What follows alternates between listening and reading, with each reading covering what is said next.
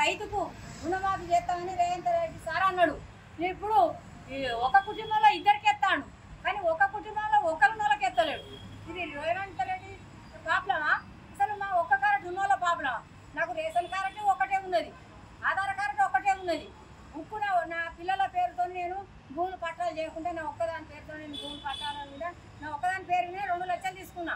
3 ఎకరాల ఆస్తి పేరు మీద నేను ఒక్కదాని పేరు మీద నేను అప్పు తీసుకున్నా. నా ఒక్కదాని రుణం సొంపోలేదు. ఎవరది ఇది? మరి మేము ఇంకెక్కడికి పోవాలి? మళ్ళీ ఇప్పుడు కలెక్టర్ ఆఫీస్ సొంపోతాం. ఇంకా అక్కడ ఉల్లిగడ్డ దగ్గర మండలం పోయినాం, ఆడే కాదన్నారు. బ్యాంక్ వచ్చినాం, అప్పు ఉన్నది అన్నారు. ఇక మళ్ళీ సోమవారం నాడు కలెక్టర్ ఆఫీస్ ఇక మాకు సాధన అవుతుంది. ముసలిదాన్ని 74,000 నా రుణం పోలేదంటే నాకు సిగ్గు షేట్ అవుతుంది. నాకే చూద్దాం చెప్పున్నాను, నాకు సిగ్గు అనిపిస్తాను.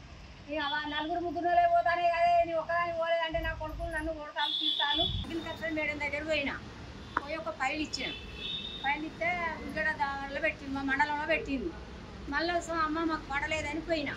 పోతే మేడం ఏం చేసింది, అమ్మ ఆ ఫైల్ గవర్నమెంట్ పంపమంటలేదు, మేము పంపలేదమ్మా, ఇంకా అనే దామెర మండలే ఉన్నాయని అగ్రికల్చర్ మేడం అన్నది. మరి అమ్మ మీరన్నా తీసుకోరాదని మళ్ళీ రెండోసారి పట్టుకొని పోయినా కానీ అక్కడనే ఇచ్చినావు కదమ్మా, ఆ ఫైల్ లేకపోలేదు, మళ్ళీ తీసుకొని ఏం చేయాలమ్మా అని మళ్ళీ అగ్రికల్చర్ మేడం అన్నది. మీకు అప్పు లేనట్టు నాకు చూపిస్తుంది, మీరు బ్యాంకు పోయి బుక్కులు తెచ్చుకోకపోయి అన్నది. ఇలా బుక్కులు తెచ్చుకొని బ్యాంకు వచ్చినాం. బ్యాంక్ అయితే సార్లు ఏమంటారు, అమ్మ నీకు అప్పు ఉన్నది, నీకు బుక్ ఎట్లా ఇవ్వాలమ్మా, ఇలా అప్పు చూపిస్తామని ఈ సార్ అన్నది.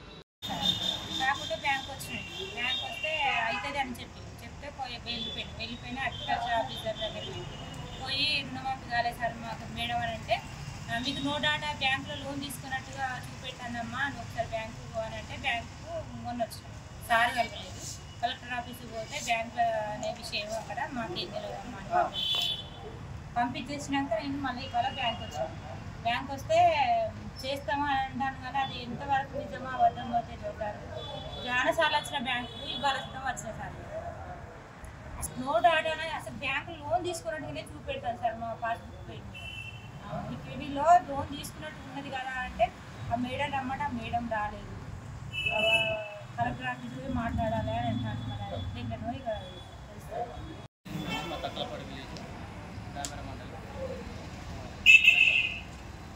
రుణమాఫీ కాలేదు. 3 జిల్లాలో కూడా ఫస్ట్ అవుతున్నారు, ఫస్ట్ కాలేదు, సెకండ్ అవుతున్నారు, సెకండ్ కాలేదు, థర్డ్ అవుతున్నారు, థర్డ్ కాలేదు.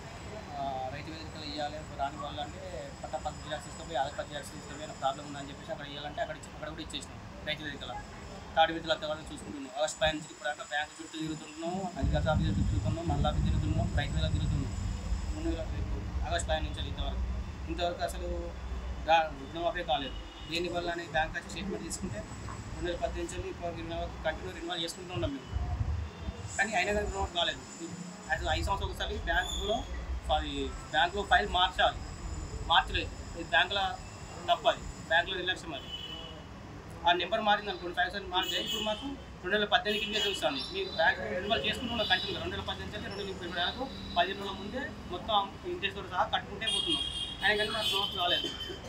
ఏం కట్టకుండా ఉన్న వాళ్ళే ఆ 2018 ఏం కట్టకుండా తీసుకొని కట్టకుండా ఇప్పటికి 17-8 సంవత్సరాలు కట్టుకున్న వాళ్ళే రుణమాఫీ అయినాయి. అంటే మీరు రెగ్యులర్ కట్టలేదు మా తప్ప. వ్యవసాయాధికారులు ఏమంటారు? వ్యవసాయాధికారులు నో డాటా అంటే మీ బ్యాంకులో ఖాతా లేదు, ఏం లేదు, మీరు రుణం తీసుకోవాలి అంటున్నారు. వీళ్ళు అంటారా ఇవి నోటీస్ ఇస్తున్నాను, అమ్మ మీకు ఉన్న బ్యాంకులో ఉన్నాయి, ఆ బుక్లో పిల్లలు పెట్టిన బ్యాంకులో ఉన్నాయి, కట్టాలి మీరు అని వీళ్ళు అంటారు. నెక్స్ట్ మీ పరిస్థితి? ఆ పరిస్థితి ఉంది సార్. మరి బ్యాంకులో తీసుకుని నెక్స్ట్ కలెక్టర్ ఆఫీస్కి పోతుంది, కలెక్టర్ ఆఫీస్లో ముట్టడిస్తాం.